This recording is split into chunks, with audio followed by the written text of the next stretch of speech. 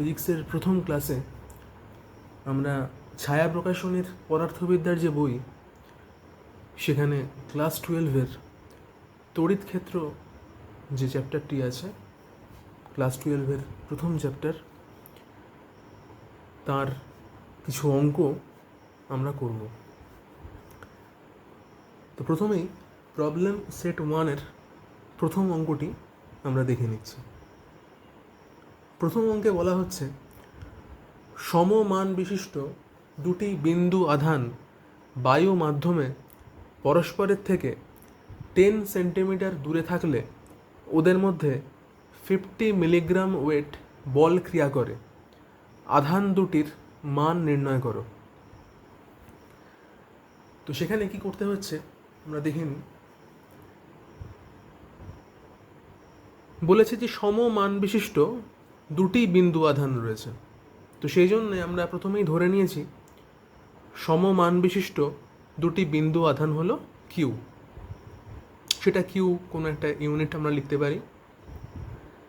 এবার এখানে খেয়াল করতে হবে যে অঙ্কে কোন কোন ইউনিট দেওয়া রয়েছে, আমরা সেই ইউনিট অনুযায়ী সিজিএস বা এসআই পদ্ধতিতে অঙ্কটি করব। তো অঙ্কে দেখা যাচ্ছে যে এখানে প্রথমেই পরস্পরের থেকে 10 সেন্টিমিটার দূরে বলেছে। তো সেন্টিমিটার একটি সিজিএস ইউনিট, আর এখানে রয়েছে 50 মিলিগ্রাম ওয়েট। তো মিলিগ্রাম ওয়েট হোক বা গ্রাম ওয়েট হোক, সেই জিনিসগুলো সিজিএস ইউনিট। তো আমরা চেষ্টা করব অঙ্কটা যাতে সিজিএস এককে করা যায়। তো সেই কারণে আমরা অঙ্কটাকে সিজিএস এককেই করব। তো এখানে ধরে নিয়েছি যে আধান দুটির দূরত্ব আর, সেটা হচ্ছে কত, 10 সেন্টিমিটার। পরস্পরের মধ্যে কার্যকরী বল, মানে যে দুটি কিউ আধান ছিল তাদের মধ্যে কার্যকরী বল এফ, সেটা দেয়া ছিল 50 মিলিগ্রাম ওয়েট। তো সেটাকে আমরা প্রথমে লিখেছি F equal 50 milligram weight. Next এই 50 মিলিগ্রাম ওয়েট এই জিনিসটাকে আমাদের সিজিএস একক ডাইনে কনভার্ট করতে হবে। তো সেই কারণে আমরা মিলিগ্রামকে প্রথমে 1000 দিয়ে ভাগ করে গ্রাম ওয়েটে নিয়ে এসেছি, এবং তারপরে 980 দিয়ে গুণ করে গ্রাম ওয়েটকে ডাইনে কনভার্ট করেছি। তো তা থেকে দেখা যাচ্ছে 50/1000 ইন্টু 980 করলে আসছে 49 ডাইন। বেশ, এবারে কুলম্বের সূত্র অনুযায়ী আমরা কি জানি, F equal K Q Q by R square. এটি কুলম্বের সূত্র। মেন সূত্রটা কি, এফ ইকুয়াল একটা constant Q1 Q2 by distance square R square. এখানে যেহেতু দুটি আধানই কিউ বলা হয়েছে, তো আমরা সেক্ষেত্রে Q1 Q2-র জায়গায় দুটো আধানকেই কিউ হিসাবে লিখেছি। আচ্ছা, ফোর্স আমরা কত পেলাম, 49 ডাইন পেলাম ফোর্সের মান। তো আমরা সেখানে ফোর্সের মান 49 বসিয়েছি। সিজিএস পদ্ধতিতে আমরা জানি কে এর মান হয় 1 Q square by R square. R কত ছিল, আর বলেছিল 10 সেন্টিমিটার। তো 10 স্কোয়ার করা হয়েছে, যার জন্য আমরা সমস্ত জিনিসটাই সিজিএস পদ্ধতিতে করছি এখানে। আচ্ছা, অতএব এখান থেকে কিউ স্কোয়ারের মান কত পেলাম, 49 ইন্টু 10 স্কোয়ার, মানে 100 গুণ করছি 49-এর সঙ্গে। তাহলে কিউ কত আসছে, কিউ ইকুয়াল √4900, সেটা ইকুয়াল 70। ইউনিটটা হবে স্ট্যাট কুলম। আধানের সিজিএস একক হলো স্ট্যাট কুলম, বা এটাকে আমরা ইএসইউ বলতে পারি। তো এখানে আমি লিখেছি স্ট্যাট কুলম, এবং আমাদের ছায়া প্রকাশনের যে বই রয়েছে সেখানেও ইউনিটটা স্ট্যাট কুলমের সঙ্গে লেখা রয়েছে। তো আমরা সেখানে ইএসইউ ব্যবহার করতে পারি, কোনো সমস্যা নেই। আচ্ছা, অঙ্কটা যদি এসআই পদ্ধতিতে করতাম সেক্ষেত্রে আমরা একক লিখতাম কুলম। তো এখানে পুরোটাই সিজিএসে করা হয়েছে, সেই কারণে আমরা স্ট্যাট কুলমে উত্তর লিখেছি। তো যাই হোক, এই তাহলে হলো প্রথম অঙ্কটা। আচ্ছা, আমরা চলে আসি এরপরে দ্বিতীয় অঙ্কে। দ্বিতীয় অঙ্ক কি বলা হয়েছে, দুটি আধানের অনুপাত 2:3 এবং তাদের মধ্যেকার দূরত্ব 5 সেন্টিমিটার। তাদের মধ্যের ক্রিয়াশীল বলের মান 96 ডাইন হলে আধান দুটির মান নির্ণয় করো। তো দুটো আধান, তার অনুপাত 2:3 বলে দেওয়া হয়েছে। তো সেই কারণে আমরা ধরে নিয়েছি, এখানে সলিউশনে ধরেছি আধান দুটি হলো 2Q এবং 3Q। দূরত্ব বলে দিয়েছিল 5 সেন্টিমিটার, আর ক্রিয়াশীল বলের মান এফ ইকুয়াল লেখা রয়েছে 96 ডাইন। বেশ, এবারে আমরা আবার কুলম্বের সূত্র ব্যবহার করব, যেখানে F equal K Q one Q two by R square. তো সেখানে আমরা কিউ ওয়ান কিউ টুর মান অলরেডি আমরা ধরে নিয়েছি 2Q আর 3Q, সেগুলো আমরা কিউ ওয়ান কিউ টুর জায়গাতে বসিয়ে দেবো। আর ফোর্স আমরা জানি 96 ডাইন, তো এফের জায়গায় লিখেছি 96। সিজিএস পদ্ধতিতে অঙ্ক করলে কেটা 1 হয়ে যায়, তাই কে এর মান কিছু লেখা হয়নি, K 1, Q one 2Q, Q two 3Q by R square. আর এখানে আছে 5 সেন্টিমিটার, তাই জন্য নিচে লেখা হয়েছে 5 স্কোয়ার। আচ্ছা, এখান থেকে আমরা কিউ স্কোয়ারের মান পেয়ে যাচ্ছি এবং কিউ এর মান বেরিয়েছে 20। তো এখানেও যেহেতু অঙ্কটা সিজিএস পদ্ধতিতে করা হয়েছে, সেই কারণে আমরা আধান দুটির মান বার করছি কত, 2Q আর 3Q প্রথমে আধান দুটির মান ধরে নিয়েছিলাম, তো সেই কারণে কিউ বেরিয়েছে 20, তাহলে 2Q কত হবে, 2 × 20 40 স্ট্যাট কুলাম। একইভাবে 3Q হচ্ছে 3 × 20 60 স্ট্যাট কুলাম। এগুলোকে আবার আগের মতোই বলছি, এগুলোকে আমরা ইএসইউ পদ্ধতিতে, সিজিএস পদ্ধতিতে আমরা ইএসইউ বলতে পারি, 40 ইএসইউ এবং 60 ইএসইউ। এই হলো দ্বিতীয় অঙ্ক সমাধান। 3 নম্বর অঙ্কটি হলো দুটি গোলকের প্রত্যেকের আধান 1 কুলম। এই গোলক দুটিকে বায়ুতে পরস্পরের থেকে কত দূরে রাখলে এদের প্রত্যেকের উপর ক্রিয়াশীল বল 1 নিউটন হবে।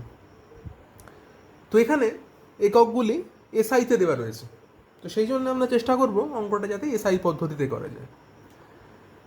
আচ্ছা, এক্ষেত্রে দুটি আধানই বলেছিল 1 কুলম করে, তাই আমরা ধরে নিয়েছি যে কিউ ওয়ান কিউ টু দুটোই যেহেতু একই আধান, একই মানের আধান, সেই কারণে আমরা কিউ ওয়ান এবং কিউ টুকে কিউ হিসাবে লিখে নিয়েছি এবং কিউ এর মান কত, 1 কুলম। দুটি আধানের মধ্যে ক্রিয়াশীল বল আমাদের বলে দিয়েছিল 1 নিউটন। বেশ, এবারে কুলম্বের সূত্রানুযায়ী আমরা এসআই পদ্ধতি অনুযায়ী যে কুলম্বের সূত্র, সেখানে কি লিখেছি, F = 1/4πε0 Q1 Q2 by R square. তো এই সূত্র থেকে সহজেই আমরা আর এর মান বার করতে পারি। আর মানে কি, দুটি আধানের মধ্যে দূরত্ব।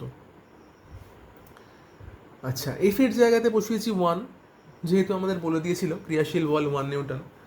1/4πε0 এর ভ্যালু আমরা জানি 9 × 10⁹ হয়, তো সেটা বসিয়েছি। আচ্ছা, কিউ ওয়ান কিউ টু দুটোই 1 করেছিল, তাই দুটোকেই 1 লেখা হয়েছে।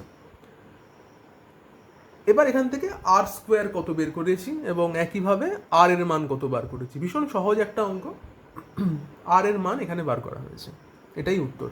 আর যেটা বেরিয়েছে 9.486 10⁴ মিটার এক্ষেত্রে এককটি হবে। আচ্ছা, আমরা পরের অঙ্কে চলে আসি। পরের অঙ্ক নাম্বার 4, সেখানে প্রশ্ন করছে হাইড্রোজেন পরমাণুতে ইলেকট্রন ও প্রোটনের মধ্যে কি পরিমাণ বল ক্রিয়া করবে। তো একটি হাইড্রোজেন পরমাণুতে আমরা জানি ইলেকট্রন এবং প্রোটন এই দুটিই থাকে, তো এদের মধ্যে কি পরিমাণ বল ক্রিয়া করবে। যেখানে বলে দিয়েছে ইলেকট্রন আধানের মান -4.8 × 10⁻⁻10 স্ট্যাট কুলাম।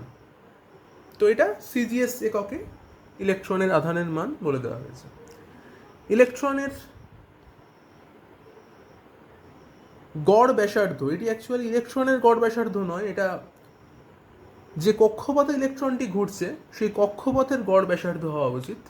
সেটি বলেছে 10⁻⁻8 সেন্টিমিটার। অর্থাৎ ইলেকট্রন এবং প্রোটনের মধ্যে দূরত্ব হল 10⁻⁻8 সেন্টিমিটার। ইলেকট্রনটি এই দূরত্ব বজায় রেখে প্রোটনটিকে আবর্তন করছে। তো অঙ্কটা আমরা এখানে সিজিএস পদ্ধতিতে করার চেষ্টা করব, কারণ আমাদের এককগুলো সব সিজিএস পদ্ধতিতে দেওয়া রয়েছে, সেই কারণে।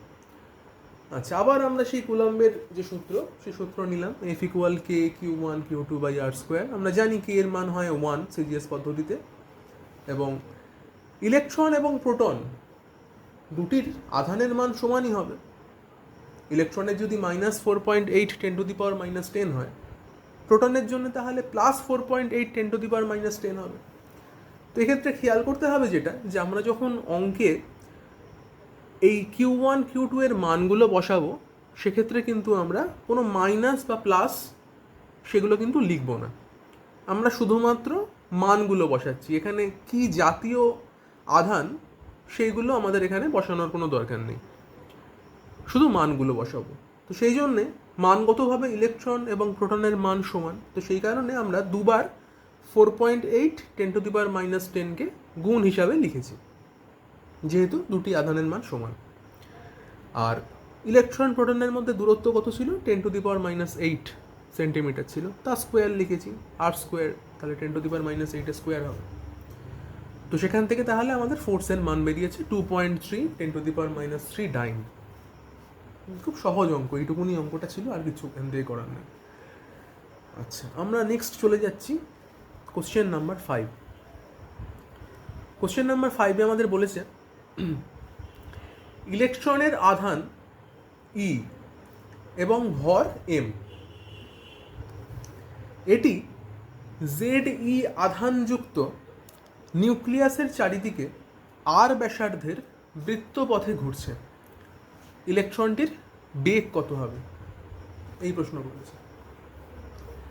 যেটি ইলেকট্রনের আধান বলেছে ই, ভর বলেছে এম, সেটি ZE আধানযুক্ত নিউক্লিয়াসের চারিদিকে ঘুরছে। তো এখানে ZE ব্যাপারটা কি জিনিস? তো জেড হচ্ছে প্রোটনের সংখ্যাকে আমরা এখানে জেড দিয়ে ডিনোট করি। যদি একটা প্রোটন থাকে নিউক্লিয়াসে তাহলে জেড এর মান হবে 1, যদি দুটো প্রোটন থাকে জেড এর মান হবে 2, এই রকম ব্যাপারটা। আর ই হচ্ছে প্রোটনের মান। তো যেটা আমরা জানি সংখ্যাগতভাবে ইলেকট্রন এবং প্রোটনের মান সমান হয়, তো সেই কারণে ই দিয়ে একটা প্রোটনের মানকে ডিনোট করা হয়েছে। আর জেড মানে যতগুলো ইলেকট্রন থাকবে সেই মানটা তত গুণ হয়ে যাবে। তো সেইভাবে নিউক্লিয়াসে জেড সংখ্যক প্রোটন রয়েছে এবং তাকে কেন্দ্র করে ধরে নেওয়া হয়েছে যে একটি মাত্র ইলেকট্রন তাকে বৃত্তপথে পরিভ্রমণ করছে। বেশ, তো এখানে তাহলে আমাদের বার করতে হবে সেই ইলেকট্রনটির বেগ কত। তো কিভাবে করবো আমরা দেখে নিই অঙ্কটা কিভাবে করা যায়। তো এখানে লিখে নেওয়া হয়েছে ধনাত্মক আধানযুক্ত নিউক্লিয়াস ও ইলেকট্রনের মধ্যে কার্যকরী যে তড়িৎ আকর্ষণ বল। তো যেহেতু প্রোটন এবং ইলেকট্রনের মধ্যে আমরা জানি যে একটি তড়িৎ আকর্ষণ বল কাজ করে, তো তাই জন্য বলা হয়েছে যে নিউক্লিয়াস ও ইলেকট্রনের মধ্যে কার্যকরী তড়িৎ আকর্ষণ বল ইলেকট্রনটিকে বৃত্তপথে ঘোরার জন্য প্রয়োজনীয় অভিকেন্দ্র বলের যোগান দেয়। তো যখনই যে কোনো জিনিস কোনো বৃত্তপথে যখন ঘোরে, তো সেই বৃত্তপথে ঘোরার জন্য যে বলটা কার্যকরী হয় তাকে আমরা বলি অভিকেন্দ্র বল। আমরা যখন ক্লাস 11-এ মহাকর্ষ পড়েছিলাম সেখানেও দেখেছিলাম যে কোনো গ্রহ যখন কোনো নক্ষত্রের চারিদিকে পরিভ্রমণ করে, যেমন আমাদের পৃথিবী যখন সূর্যের চারিদিকে ঘুরছে, তো এই ঘোরার জন্য একটি অভিকেন্দ্র বল দায়ী। তো এই অভিকেন্দ্র বলটাকে কে যোগান দিত? যখন পৃথিবী সূর্যের চারিদিকে ঘুরত তখন মহাকর্ষ বল এই অভিকেন্দ্র বলের যোগান দিত, যার জন্য পৃথিবী বা অন্যান্য গ্রহেরা সূর্যের চারিদিকে বৃত্তপথে পরিভ্রমণ করে। তো তেমনি একইভাবে ইলেকট্রন এবং নিউক্লিয়াসের মধ্যে কার্যকরী তড়িৎ আকর্ষণ বল, এক্ষেত্রে ওখানে ছিল মহাকর্ষ বল আর এখানে হয়েছে তড়িৎ আকর্ষণ বল, সেই অভিকেন্দ্র বলটার যোগান দেয়, যার জন্য ইলেকট্রনটা ওই বৃত্তপথে ঘুরতে পারে।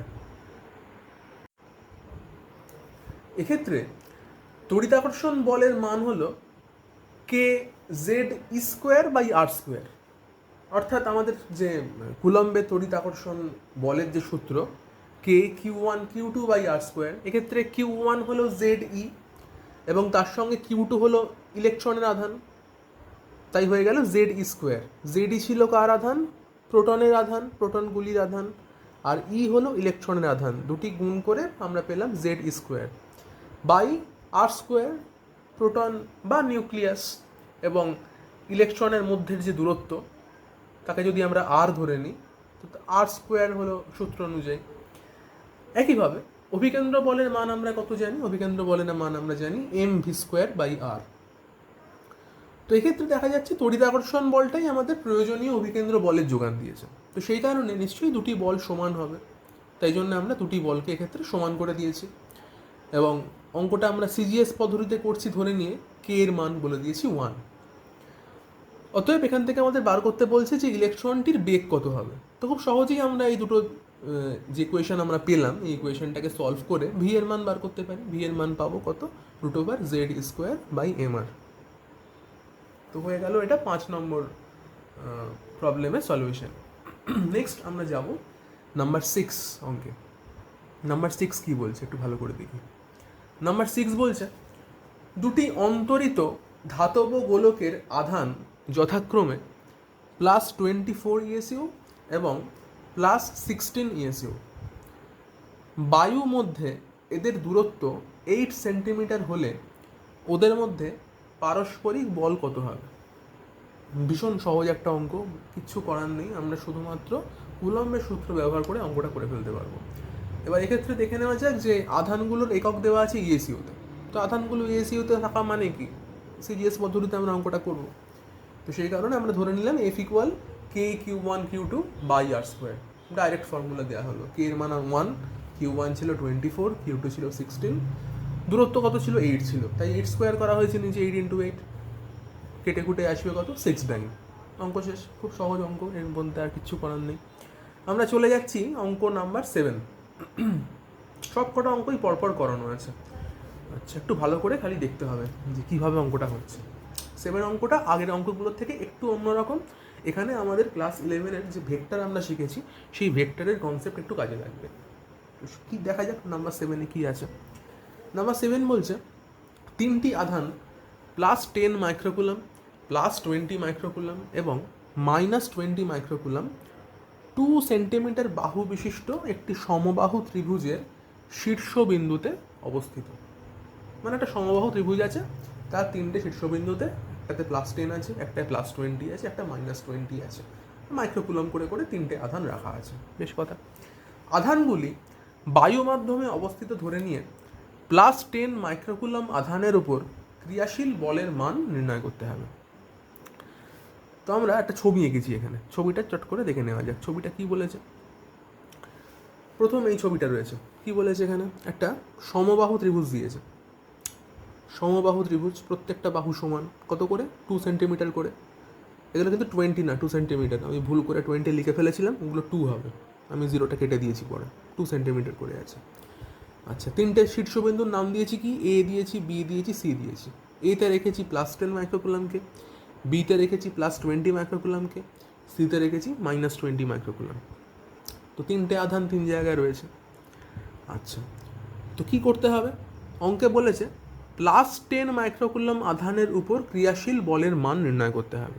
তার মানে কি, এই +10-এর উপরে যে বল প্রযুক্ত হচ্ছে, তো +10কে কারা বল দেবে?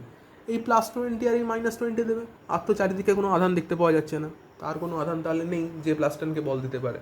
তো শুধুমাত্র +20 বল দেবে আর -20 বল দেবে। তো এর পরের ছবিতে আমরা দেখব যে কোন দিকে বলগুলো দেওয়া হয়েছে। আমরা যখনই ইলেকট্রোস্ট্যাট পড়ব আমরা দেখতে পাচ্ছি এখানে কি কি নিয়ে আলোচনা হচ্ছে। এখানে ফোর্স নিয়ে আলোচনা হচ্ছে আর ফিল্ড নিয়ে আলোচনা হবে। এখন অবধি ফিল্ড আমরা দেখিনি, আমাদের অঙ্কে আসেনি। এখন অবধি আমরা ফোর্স অবধি এসে পৌঁছেছি। তো দেখা যাচ্ছে ফোর্স একটা ভেক্টর রাশি, তো সেই কারণে ফোর্সের মান থাকে এবং দিক থাকে। তো সেই দিকটা আমাদের খেয়াল করতে হবে যে ফোর্স যে আধানের উপরে প্রযুক্ত হচ্ছে কোন দিকে প্রযুক্ত হচ্ছে। কারণ একটা আধানের ওপর যদি অনেকগুলো বল প্রযুক্ত হয় তখন সেই বলগুলোর লব্ধি নিতে হবে, তবে আমরা মোট বল পাবো সেই আধানটার উপরে।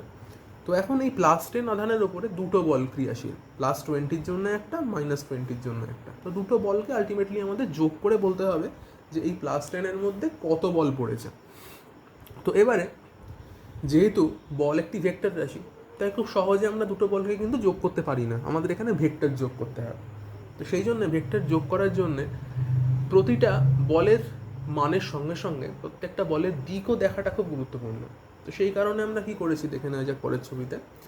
এখানে দেখানো হচ্ছে +20 মাইক্রোকুলাম +10 মাইক্রোকুলামের উপরে এইরকম একটা দিকে F1 ফোর্স প্রয়োগ করেছে। এখানে কি, এটাও প্লাস আধান, এটাও প্লাস আধান। তো দুটো সমজাতীয় আধান কি করে? আকর্ষণ করে না বিকর্ষণ করে? নিশ্চয়ই বিকর্ষণই করে। আমরা জানি সমজাতীয় আধান পরস্পরকে বিকর্ষণ করে। তাই জন্য কি +20 +10কে দূরে ঠেলে দেওয়ার চেষ্টা করবে। তো F1-এর দিকটা কি? F1-এর দিকটা হচ্ছে +20 +10কে দূরে ঠেলে পাঠিয়ে দিচ্ছে, ওর কাছে রাখবো না, বিকর্ষণ করবো, এই তো কথা। আচ্ছা, -20 কী করছে +10কে?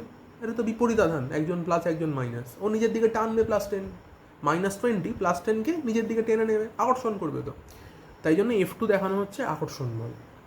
তো এখানে F1টা কি, +20 +10কে বিকর্ষণ করেছে F1 বল দিয়ে, -20 +10কে আকর্ষণ করছে নিজের দিকে F2 বল দিয়ে। তো এখানে তাহলে 10-এর উপর কার্যকরী দুটো বল আমরা পেয়ে গেছি। কী কী পেলাম? একটা F1 পেয়েছি, একটা F2 পেয়েছি। তো দুটো বলের দিক পেয়ে গেলাম, মানগুলো বার করছি, আস্তে আস্তে মানগুলো বার করবো, কত হয় দেখা যাক। আচ্ছা, F1 F2-র মধ্যে কোনটা কত বলেছিল? এটা একটা সমবাহু ত্রিভুজ। তো সমবাহু ত্রিভুজে কী হয়? প্রত্যেকটা কোণ তো সমান হয়, কত করে হবে? 60 করে, 3 × 120। তো এটা যদি 60 ডিগ্রি হয়, তাহলে এটা কত ডিগ্রি হবে? পুরোটা 180 -60, তাহলে এটুকু 120 ডিগ্রি হবে। আচ্ছা, ভালো কথা, 120 ডিগ্রি পেলাম। তো এবারে যখন লব্ধি বার করতে হয়, আমাদের ক্লাস 11-এ আমরা কী শিখেছিলাম? লব্ধি বার করার একটা ফর্মুলা শিখেছিলাম। কী ফর্মুলা ছিল? C = √a² + b² + 2ab cos α, এরকম একটা ফর্মুলা শিখেছিলাম। তো সেই ফর্মুলাটা একটু দেখিয়ে দিচ্ছি। ক্লাস 11 অনেকদিন যদি চর্চা না থাকে, তো সেই ফর্মুলাটা মনে ধরার কোনো প্রশ্নই নেই। তো সেই কারণে আমরা ছোট্ট করে সেই ফর্মুলাটা একটু দেখে নেব, কীভাবে ফর্মুলা কাজ করবে। তো মনে করা যাক এই আমার একটা ভেক্টর, যাকে আমরা এ দিয়ে দেখাচ্ছি। এই মনে করা যাক এটা আমার একটা এ ভেক্টর, এটা ক্লাস 11-এর জিনিস, এ ভেক্টর। আচ্ছা, এই হলো আমার বি ভেক্টর। তো এই এ আর বি এর লব্ধি কী হবে, রেজাল্ট্যান্ট কী হবে? এইটা হবে। ত্রিভুজ সূত্র অনুসারে আমরা করলাম এখানে, ক্রমানুসারে গৃহীত পরপর দুটো বাহু, বিপরীত ক্রমে গৃহীত তৃতীয় বাহু। তাহলে এখানে কি হয়? সি ভেক্টর মানে A vector plus B vector হয়। আশা করি মনে পড়ছে কিছুটা, ক্লাস 11। আচ্ছা, এইবারে সি ভেক্টর বার করলে তো হবে না, সি ভেক্টরের মান বার করতে হবে, দিক বার করতে হবে। তো মান বার করার কি ফর্মুলা? মান বার করার ফর্মুলা হচ্ছে C = √a² + b² + 2ab cos α। এই হচ্ছে সি এর মান। এটা কিন্তু ভেক্টর নয়, এটা মড। সি এর মান কত? তেমনি এই এ বি যেগুলো লেখা হয়েছে, এগুলো কিন্তু মান, এগুলো দিক নয়, মানে ভেক্টর নয় এগুলো। এ ভেক্টরের মান কত, বি ভেক্টরের মান কত, এই মানগুলো লেখা হয়েছে এখানে। এগুলো একটাও কিন্তু মানে ভেক্টর লেখা হয়নি। আশা করি মনে পড়ছে। তো এবার কোশ্চেন হচ্ছে যে আলফাটা তাহলে কি? আলফাটা কি হয়? আলফাটা হচ্ছে এ আর বি এর মধ্যবর্তী কোণ হয় আলফা। দুটো ভেক্টর এ আর বি, তাদের মধ্যে যে কোণটা, সেটাকে আমরা বলি আলফা। তো তাই লেখানো হচ্ছে এখানে। আচ্ছা, এটা ছাড়াও আর কিভাবে আমরা লব্ধি দেখাতে পারি? আমাদের আর একটা সূত্র ছিল, সামান্তরিক সূত্র। সেখানে কেমন দেখতে হয় এবি? এই যদি আমার এ ভেক্টর হয়, এই যদি আমার বি ভেক্টর হয়, তবে এই হচ্ছে আমার লব্ধি সি। সিকে এখানে আমরা লব্ধি বলে দিচ্ছি। আচ্ছা, একই রকমভাবে এ আর বি এর মধ্যে যদি কোনটা আলফা হয়, সেখানেও এই একই সূত্র লাগবে, মড সি, মানে লব্ধির মানটা কত? এ ভেক্টরের মান তার স্কোয়ার, বি ভেক্টরের মান তার স্কোয়ার, 2ab cos α। অনেকে মান ব্যাপারটা বুঝতে পারছে না হয়তো। মানটা কী জিনিস? ধর এ ভেক্টর মানে কি? এ ভেক্টর মানে বলা হলো যে 2 মিটার ইস্ট, মানে 2 মিটার পূর্ব দিক। একটা ভেক্টর মানে কি? মান থাকে আর দিক থাকে। 2 মিটারটা মান, আর এটা কি? দিক। তো এই দিকটা বাদ দিয়ে যেটুকু বলা হচ্ছে, সেটা হচ্ছে মানটা। তাহলে এ ভেক্টর মানে যদি 2 মিটার ইস্ট হয়, তাহলে এখানে এ মানে কি লেখা হবে? 2² লিখবো। ইস্টটা কিন্তু আর লিখবো না, 2²। বি যদি হয় 3 মিটার নর্থ ইস্ট, তাহলে এটাকে 3² লিখবো, নর্থ ইস্টটাকে বাদ দেবো। মানে এই দিকগুলোকে বাদ দিয়ে দিয়ে লেখা, তাকেই আমরা মান বলি। আশা করি বোঝা গেছে ব্যাপারটা কী হয়েছে। আচ্ছা, বেশ কথা। তাহলে আমরা আবার অঙ্কে ফিরে আসি। আমাদের তাহলে এখানে কী পাওয়া হয়ে গেছে? F1 পেয়ে গেছি, F2 পেয়ে গেছি। এবার এর মোট মান মানে লব্ধি বার করতে হবে, পরিষ্কার কথা। F1 F2 লব্ধি কত? তো তারও আগে আমরা F1 F2 মান কত হয় সেইটা একটু চট করে দেখে নিই। F1 F2 মান কত হবে? আচ্ছা, কী দেখা যাচ্ছে, F1 এর মান কী লেখা হয়েছে, 1/4πε0, একদম কুলম্বের সূত্র। কুলম্বের সূত্র কি, দুটো আধানের মধ্যে গুণফল বাই দূরত্বের স্কোয়ার। দুটো আধান কী কী ছিল, 20 10-এর ওপর বল প্রয়োগ করছে, দুটো আধান কি তাহলে 20 × 10। এবার এখানে কী ছিল, এগুলো মাইক্রোকুলম ছিল। তো মাইক্রোকুলম থেকে কুলম্বে নিয়ে যাওয়ার কী কন্ডিশন, 10⁻⁻6 দিয়ে গুণ করতে হবে জিনিসটাকে। 1 মাইক্রোকুলম মানে 10⁻⁻6 কুলম। 1 microcoulomb equal 10⁻⁻6 coulomb. এটা আশা করি সবার জানা আছে। তো সেই কারণে কি করা হয়েছে, 20 × 10⁻6, তাহলে মাইক্রোকুলামটা হয়ে গেল কুলাম। এখানেও 10 × 10⁻6 মানে 10 মাইক্রোকুলাম ছিল, সেটাকেও কুলামে আনলাম, বাই দূরত্বের স্কোয়ার। দূরত্ব কত ছিল, 2 সেন্টিমিটার দূরত্ব ছিল, সেটাকে আনতে হবে কি মিটারে, কারণ আমরা এসআইতে অঙ্ক করছি এখানে। আচ্ছা, এসআইতে তাহলে কী করা হয়েছে, 2 সেন্টিমিটার, তাকে মিটারে এনেছি, 0.02, তা স্কোয়ার করে দিয়েছি। এবারে দেখা যাচ্ছে কি, একটু ভালো করে দেখলে দেখা যাবে, এখানে -20 আবার 10-এর ওপরে বল প্রয়োগ করেছে। তো F1টার মান কী ছিল, F1 ভেক্টরে মড দিয়েছি, মানে মানটা লিখছি, দিক কিন্তু বলছি না, তাই এখানে মড ভ্যালুটা লিখছি। F1-এ 20 10-এর ওপর বল প্রয়োগ করেছে। F2-তে সেখানেও তো 20 10-এর ওপরই বল প্রয়োগ করেছে, তাই সেখানে F1-এর মান যা হবে F2-র মানও তাই হবে। F1-এর মান যদি এটা হয় 20 10 বাই দূরত্বের স্কোয়ার, F2টাও তো সেমই হবে। তার কারণ কি, আমরা তো আগেই বলে দিয়েছি, যখন আমরা বল বার করব সেক্ষেত্রে কিন্তু আমরা সাইনগুলো নেব না, মানে এটা +20 +10 এই সাইনগুলো ইউজ করবো না, শুধুমাত্র মানগুলো নিয়ে কাজ করবো। 20 10, এখানে যেমন -20 10 রয়েছে, তার মানে কিন্তু এখানে আমরা গুণ করার সময় -20 +10 এভাবে লিখবো না, আমরা 20 × 10ই লিখবো। তো সেই কারণে দেখা যাচ্ছে যেহেতু দুদিকেই 20 10, এদিকেও 20 10, তাই জন্য গুণ করার ক্ষেত্রে কি হয়ে যাচ্ছে, F1-এর মানও যা F2-র মানও তাই হয়ে যাচ্ছে। তো সেই কারণে আমরা লিখেছি, ধরি F1-এর মড মান ইকুয়াল F2-র মড মান ইকুয়াল F, দুটোকেই আমরা F ধরে নিয়েছি, সমান মান দুটো ফোর্সেরই। তাহলে কী পেলাম, যে দুটো ফোর্স কাজ করছিল F1 F2, তারা অ্যাকচুয়ালি সমান, তাই জন্য দুটোকেই আমরা F বলে লিখে নিয়েছি। হলো, এবারে কি লেখা হয়েছে, +10 মাইক্রোকুলাম আধানের উপর প্রযুক্ত F1 ও F2 পরস্পরের সঙ্গে 120 ডিগ্রি কোণে আনত। তো সেটা তো আমরা আগেই বললাম যে দুটোর মধ্যে, দুটো ভেক্টরের মধ্যে কোণ কত হলো, 120।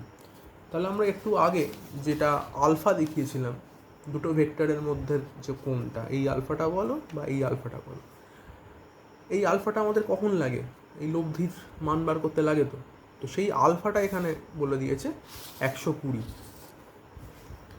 আলফা হয়ে গেছে 120। তো এবারে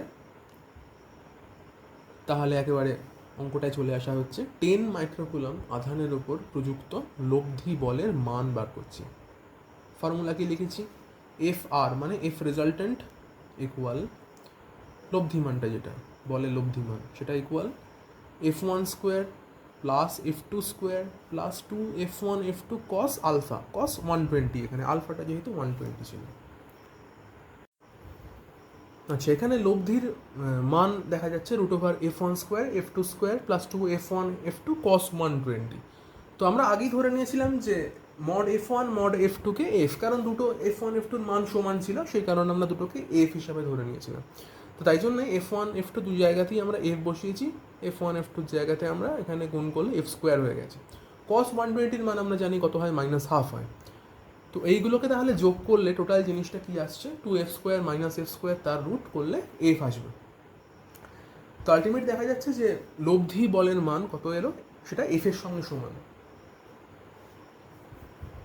F এর মান কত ছিল, F এর মান আমরা পেয়েছিলাম 1/4πε0 20 × 10 10⁻12 বাই 0.02 স্কোয়ার, মানে আগে যেগুলো আমরা F1 F2-র মড মান যেটা পেয়েছিলাম, তো সেই মানটা এটা এসেছিল, মানে সেখানে ছিল 20 10⁻6 10 10⁻6 বাই 0.02 হোল স্কোয়ার।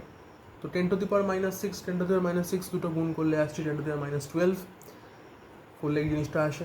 নেক্সট আমরা ক্যালকুলেশন করে যেটা আলটিমেট উত্তর পাওয়া গেছে, সেটা হলো 4500 নিউটন, 4500 নিউটন, এটা উত্তর। নিজের একটু ভালো করে আনসারটা মিলিয়ে নিতে হবে, 4500 নিউটন আসবে। বেশ, আমি আর দেখাচ্ছি না। নেক্সট 8 অঙ্ক কী বলেছে? 8 অঙ্ক চলে আসি 8 নম্বর অঙ্কে। 8 নম্বর অঙ্কটা খুব ভালো একটা অঙ্ক। কী বলেছে? 4Q এবং কিউ আধান দুটির মধ্যে ব্যবধান দিয়েছে 2R। অপর একটি আধান ক্যাপিটাল কিউকে এদের সংযোগকারী রেখার মধ্যবিন্দুতে রাখা হয়েছে। কিউ আধানের উপর মোট বল 0 হলে ক্যাপিটাল কিউ এর মান কত হবে? তো এখানে কি বলেছে? 4Q এবং কিউ দুটো আধানকে পরস্পরের থেকে 2R দূরত্বে রাখা হয়েছে। নিচে আমি একটা ছোট্ট করে ছবি এঁকেছি। কী আছে? 4Q আর কিউ, এদের মধ্যে দূরত্ব কত? দূরত্ব বলে দিয়েছে 2R। স্মল কিউ এই আধানটার উপরে মোট বল 0 যদি হয় তবে কিউবের মান কত? তো তার মানে কি, এই 4Q কিউয়ের উপরে একটা বল প্রয়োগ করবে, আবার এই ক্যাপিটাল কিউও এই কিউয়ের ওপর একটা বল প্রয়োগ করবে। এই দুটো বলের লব্ধি 0 হতে হবে। তো এইবারে ধরে নিচ্ছি যে এই 4Q আধানটা এই কিউয়ের উপরে একটা F1 বল প্রয়োগ করলো। তো এখানে 4Q এবং কিউ দুজনেই ধনাত্মক আধান। ধনাত্মক আধানরা কী করে? একে অপরকে বিকর্ষণ করে। তো 4Q কিউকে বিকর্ষণ করে F1 যেদিকে লেখা হয়েছে বাইরের দিকে, মানে বাইরের দিকে ঠেলে দেওয়ার চেষ্টা করবে, দূরে যাওয়ার চেষ্টা করবে কিউ যাতে করে। আচ্ছা, কিউ যদি ধনাত্মক হতো সেক্ষেত্রে সেও এই স্মল কিউকে বাইরের দিকে ঠেলতো, বিকর্ষণ করতো। সেক্ষেত্রে F2-র মানও F1-এর দিকে হওয়া উচিত ছিল। আমি ধরে নিয়েছি F2টা কী জিনিস? F2 ক্যাপিটাল কিউ স্মল কিউকে যে বলটা দেয় তাকে আমি ধরেছি F2। এবারে যদি ক্যাপিটাল কিউ পজিটিভ হতো, আমি ছোট্ট করে এখানে দেখাই। দুটো আধান ছিল আমার কাছে, এই একটা 4Q আর একটা শুধু কিউ। আর ক্যাপিটাল কিউ বলে দিয়েছে এই দুটো আধানের একদম মিডিলে আছে। 4Q কিউকে F1 বল দিয়ে বাইরের দিকে বিকর্ষণ করছে। ক্যাপিটাল কিউ যদি ধনাত্মক হয়, আমি ক্যাপিটাল কিউ জানি না ধনাত্মক কি ঋণাত্মক, যদি ধনাত্মক হতো, যদি ক্যাপিটাল কিউ ধনাত্মক হতো, কী করতো? এই কিউকে সেও বিকর্ষণ করতো F2 বল দিয়ে। এবার যদি দুটো বল একই দিকে ক্রিয়াশীল হয়, তাদের লব্ধি কখনো 0 হওয়া সম্ভব? কোনোদিন সম্ভব না। আমি যদি F1-এর সঙ্গে F2 যোগ করি, 0 হবে নাকি? বেড়ে যাবে তো। তো সেই কারণে আমার F2 যেটা, সেটা হওয়া উচিত এরকম একটা দিকে, F1-এর বিপরীত দিকে, যাতে করে সেটা যদি F1-এর সমান মানের হয় এবং বিপরীত দিকে হয়, তাতে করে যদি দুটো ক্যান্সেল করে কিউবের ওপরে বল 0 হতে পারে। যদি মনে করি F1-এর সঙ্গে F2 সমান মানের হয় এবং বিপরীতমুখী হয়, তবে তো একে অপরকে ক্যান্সেল করতে পারে, তার ফলে কি কিউবের ওপরে প্রযুক্ত লব্ধি বল 0 হতে পারে। তো এবার F2-র দিক, F2 বলের দিক এই দিকে, মানে F1-এর বিপরীত দিকে কীভাবে হওয়া সম্ভব? একমাত্র একভাবেই হওয়া সম্ভব, যদি কিউটা নেগেটিভ হয়ে থাকে। তাহলে কিউ যে পজিটিভ এটা ঠিক কথা নয়, কিউ নেগেটিভ যদি হয়, একমাত্র ক্যাপিটাল কিউবের মান যদি নেগেটিভ হয়, ঋণাত্মক হয় যদি, তবে ঋণাত্মক আধান প্লাস কিউ আধানকে আকর্ষণ করবে নিজের দিকে। সেই জন্য F2-র মানটা হয়েছে কি F1-এর বিপরীত দিকে, এবং সেটা যদি F1-এর সঙ্গে সমান হয় তবেই একমাত্র কিউয়ের উপরে প্রযুক্ত লব্ধি বল 0 হতে পারে। আমাদের সেটাই চেয়েছে কোশ্চেন, যে কিউ আধানের ওপর মোট বল 0 হলে ক্যাপিটাল কিউয়ের মান কত। অর্থাৎ বলেই দিয়েছে যে কিউ আধানের উপর মোট বল 0 হবে। তার মানে এটা বলে দিয়েছে যে এই ক্যাপিটাল কিউটা একদম মিডলে আছে, এটা বলে দিয়েছে। যেমন তেমনি এই কিউয়ের উপরে এই দুটো আধান দ্বারা প্রযুক্ত বল 0 হবে, এটাও বলে দিয়েছে। তাহলে আমাদের এই ক্যাপিটাল কিউটাকে আমাদের নেগেটিভ ধরতেই হবে, এছাড়া কোনো উপায় নেই, কোনো গতি নেই নেগেটিভ না ধরলে। প্লাস ধরলে তো বললাম কী প্রবলেম হবে, দুটো বল একদিকে হয়ে যাবে, লব্ধি 0 হওয়া সম্ভব না। তাহলে অবশ্যই এটাকে মাইনাস হতে হবে। তাই জন্য দুটো বলের দিক কী দেখানো হয়েছে? 4Q কিউকে F1 বল দিয়ে বিকর্ষণ করছে, minus Q, minus capital Q small কিউকে F2 বল দ্বারা আকর্ষণ করছে। হলো। আচ্ছা, এরপরে 4Q আধানের জন্য কিউ এর উপরে প্রযুক্ত বলের মান কত? যেটা F1 লিখেছি সেই F1 এর মানটা কত? কী হবে? কে 4Q/2r²। এখানে কে লিখেছি কারণ এটা সিজিএস বাই সাই, সেটা আমি জানি না, আমার জানার দরকারও নেই, কারণ কোনো ইউনিট বলে দেয়নি, আমি যার জন্য কে বলে লিখেছি। আচ্ছা, 4Q/Q, 4Q এর সঙ্গে কিউ গুণ হয়েছে এবং তাদের মধ্যবর্তী দূরত্ব কত ছিল? 2r ছিল, তাই জন্য কে 4Q/Q/2r² লেখা হয়েছে, এটা F1 এর মান। আচ্ছা, ক্যাপিটাল কিউ আধানটা স্মল কিউ আধানের উপরে কত বল প্রযুক্ত করলো? তাকে F2 দিয়ে লিখেছি। Constant K, capital Q small Q by এদের মধ্যে ডিস্টেন্স কত? পুরোটা 2r ছিল, এটা মধ্যবিন্দুতে আছে কিউটা, তাহলে এটুকু কত? শুধু আর হবে, 2r এর হাফ আর হয়, সেই জন্য তো লিখেছি r², K/Q/r², F2 মান।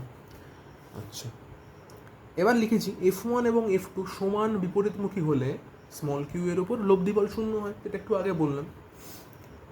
বেশ, ততএব F1 = F2, F1 এর মান বসালাম, F1 এর মান কত? K/4Q/4r² ইকুয়াল F2 এর মান বসালাম K/Q/r²। এখান থেকে কি পেলাম? ক্যাপিটাল কিউ এর মান পেলাম স্মল কিউ, অর্থাৎ ক্যাপিটাল কিউ যদি স্মল কিউ এর সমান হয় তবেই একমাত্র স্মল কিউ এর মান, স্মল কিউ এর ওপর প্রযুক্ত বল শূন্য হতে পারে। অর্থাৎ এই ক্যাপিটাল কিউ এর মান যদি স্মল কিউ হতো এবং মাইনাস স্মল কিউ হতো, তবেই এই কিউ এর উপর এই দুটো আধান দ্বারা ক্রিয়াশীল বল শূন্য হতে হবে, শূন্য হবে তাহলে। অতএব উত্তর কি লিখব? কিউ ঋণাত্মক হলে, ক্যাপিটাল কিউ ঋণাত্মক হলে তবেই F1 F2 বিপরীতমুখী হবে এবং ক্যাপিটাল কিউ এর মান হচ্ছে স্মল কিউ।